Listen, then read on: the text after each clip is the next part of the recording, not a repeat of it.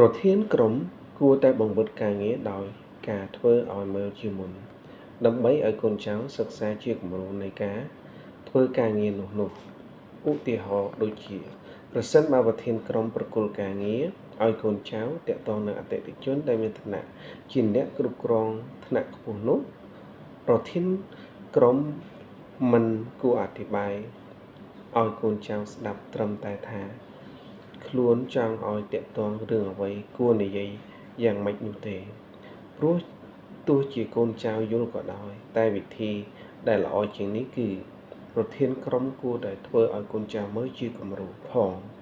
ដូចជាដំណាក់កាលដំបូងគួរឲ្យកូនចៅដើរតាមប្រធានទៅតាក់ទងភ្ញៀវប្រភេទផ្សេងៗដើម្បីឲ្យកូនចៅសិក្សាការងារនិងយល់ដឹងពីតិចនិចផ្សេងៗថាតើមនុស្សប្រភេទណាគួរតែតាក់ទងដូចម្ដេចបន្ទាប់មកគួរត្រូវឲ្យកូនចៅសរុបរឿងដែលបានដឹងនិងប្រៀបធៀបដូចគ្នានិងខុសគ្នាក្នុងការតាក់ទងមនុស្សប្រភេទផ្សេងៗដើម្បីឲ្យកូនចៅយល់និងបំប្លែងប្រើខ្លួនដោយបានយ៉ាងសមរម្យនៅពេលកូនចៅអាចធ្វើបានដោយខ្លួនឯងហើយប្រធានក្រុមគួរតែធ្វើតួនាទីជាគ្រូបង្វឹក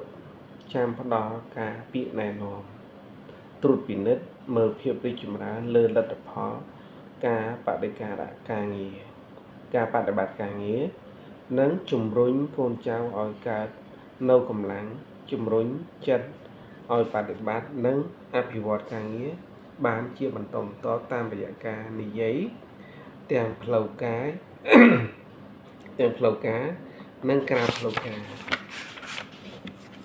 ប្រធានក្រុមដ៏ល្អគួរតែជាបុគ្គលដែលមានសមត្ថភាពក្នុងការសាងមនុស្សជំនាន់ក្រោយដែលនេះប្រៀបដូចជាអ្នកបណ្ដុះគ្រាប់ពូជចាំជួយស្រោចទឹកដោយការបង្រៀនដាក់ជីនៃការសិក្សាចិញ្ចឹមឬកែវឲ្យសតិបញ្ញាពិនិត្យមើលដើមដែលកំពុងលូតលាស់និងតុបតែងឲ្យស្រស់ស្អាតដោយគំរូនៃជីវិតប្រធានក្រុមគួរតែធ្វើតួនាទីដឹកនាំក្រុមការងាររីករាយទទួលស្ដាប់ការយល់ឃើញរបស់ក្រុមការងារតែមិនមែនសម្របខ្លួនទាំងអស់នោះទេប្រធានក្រុមទាំងអស់គួរតែធ្វើជាគំរូដល់បុគ្គលិកទូទៅជាពិសេសទី1វត្តមានការងារប្រចាំថ្ងៃត្រូវមកទៀងទាត់ពេលវេលាមុនម៉ោងការងារដែលយើងត្រូវដាក់ឲ្យកូនចៅដូច្នោះប្រធានក្រុមជាគំរូដ៏សំខាន់សម្រាប់ដឹកនាំក្រុមការងារជាពិសេសបុគ្គលិកក្រុមអាវ៉ាត់របស់ខ្លួនត្រូវតែជាគំរូដាច់ខាត